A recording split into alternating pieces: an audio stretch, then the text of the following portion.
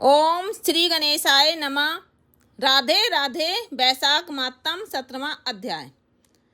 श्रुति कीर्ति बोले, हे मुनिवर, मैंने वैशाख के फलदायक सब धर्म सुने, परंतु सुनते सुनते अभी मेरी तृप्ति नहीं होती है। अतएव भुक्ति मुक्ति के दाता विष्णु भगवान को प्रसन्न करने वाले दिव्य धर्मों का वर्णन करिए। राजा के इन वचनों को सुन अति प्रसन्न हो श्रुतदेव बोले, हे राजन, मैं पाप को नष्ट करने वाली एक कथा फिर कहता हूँ, तो चित्त लगाकर सुन। यह वैशाख के धर्म संबंधी मुनियों द्वारा प्रसिद्ध है।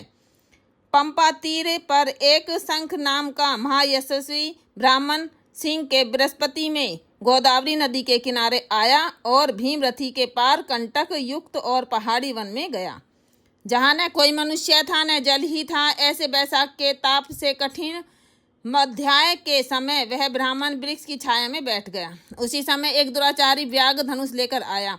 उसने सूर्य के समान चमकते हुए कुंडल पहने हुए ब्राह्मण को देखकर बांध लिया और उसके कुंडल, जूता, छत्र, रुद्राक्ष की माला, कमंडल सब छीन लिए और फिर छोड़ दिया। तब वह ब्राह्मण उद्दुष्ट से छूटकर नंगे पग धूप से जलती हुई रेती में चलने लगा, जहाँ पीने को जल तक नहीं था। पाँव जलने से बहुत व्याकुल हो बैठकर हाय हाय करने लगा, जिसको सुन वह व्याघ्र शीघ्र ही उसके पास गया और मुनि को दुखी व्याकुल देख उसके हृदय में दया उत्पन्न हुई और सोचने लगा कि उसके नए जूते तो मैंने ले ही लिए हैं।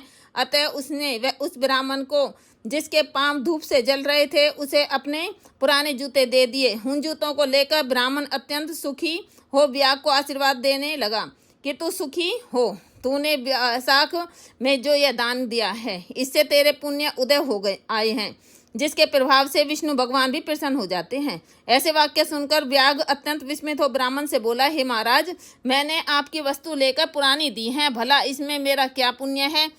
हे ब्राह्मण, वैशाख धर्म क्या है और हरि कौन है, यह आप मुझसे कहिए। व्याघ्र के ऐसे वचन सुनकर शंख प्रसन्न हुए और वैशाख की प्रशंसा करने लगे कि सब धर्मों का फल तो जन्मांतर से मिलता है, परंतु वैशाख में इस पापाचारी दुर्बुद्धि दुरात्मा व्याघ्र ने पात्र दान किया, जिसके फल से तत्काल सुदबुद्धि हो गई।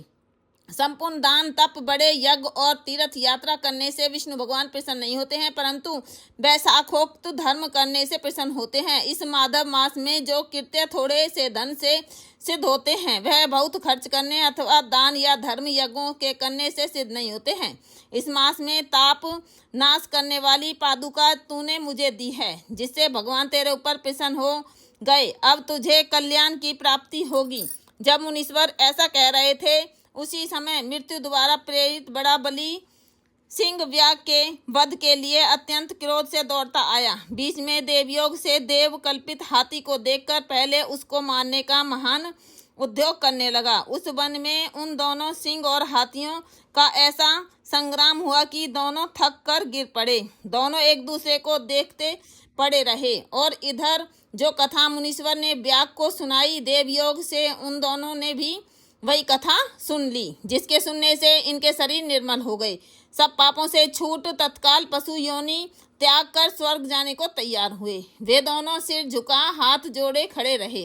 फिर धर्मोपदेशक मुनिवर मार्ग में व्याघ्र के निमित्त उन्हें देख विस्मित हो पूछने लगे, तुम कौन हो? तुम्हारा जन्म दुष्ट योनि में क्यों हुआ? अकारण ही वन में एक दूसरे को मारने को क्यों उद्यत हुए? तुम्हारी मृत्यु कैसे हुई? हे निष्पापों, सब कथा विस्तार पूर्वक मुझसे कहो। मुनि के ऐसे कहने पर वे कहने लगे, मतंग मुनि ने दंतिल और कोलाहल को 2 पुत्र हुए। साप दोष से उनके ये नाम हुए। एक दिन हमसे हमारे पिता मतंग महर्षि संपूर्ण धर्मों के जानने वाले कहने लगे, हे पुत्रों, मधुसूदन भगवान के प्रिय वैशाख मास ने सभी धर्मों को करो, जिससे संसार बंधन की निवृत्ति हो। परंतु दुर्बुद्धि से हमारी समझ में कुछ भी नहीं आया और पिता के वाक्य सुनकर मुझे दंतिल हो अत्यंत क्रोध आया और कोलाहल मदोन्मत्त हो गया। तब धर्म की लालसा वाले हमारे पिता ने क्रोधित हो साप दिया, हे दंतिल, अपने क्रोध के कारण तू सिंह होगा और मदोन्मत्त कोलाहल हाथी होगा। तब हम बहुत दुखी होकर साप निवृत्त के लिए प्रार्थना करने लगे। तब पिता ने साप मोक्ष का उपाय बतलाया कि तुम दोनों पशु योनि पाकर थोड़े दिन पीछे एक दूसरे को मारने को उद्यत हो जाओगे। उसी समय व्याघ्र और शंख के वैशाख धर्म विषयक संवाद देवयोग से तुम्हारे कानों में जाएंगे, तब तत्क्षण तुम्हारी मुक्ति हो जाएगी। साप से छूट पूर्व रूप धारण कर मेरे पास निवास करोगे। पिता के इस साप से हमको पशु योनि मिली और अब जो कुछ हुआ सो आपने देखा। देवयोग से हम दोनों यहाँ चले आए और अपना दिव्य संवाद सुना। उसी के प्रभाव से तत्काल मुक्ति हो गई। यह कथा कह दोनों ने मुनीश्वर को नमस्कार कर मुझसे आज्ञा मांग अपने पिता के पास चले गए। सो सब कथा दयानिधि मुनि ने व्यास को सुनाई। देखो वैशाख का कैसा मातम है। जब मुनि ने इस प्रकार कहा तब व्याग अपने शस्त्र फेंक कृपालु निष्प्रह प्रबल बुद्धि ऋषि से कहने लगा। इति वैशाख मातम 17वां अध्याय संपूर्ण।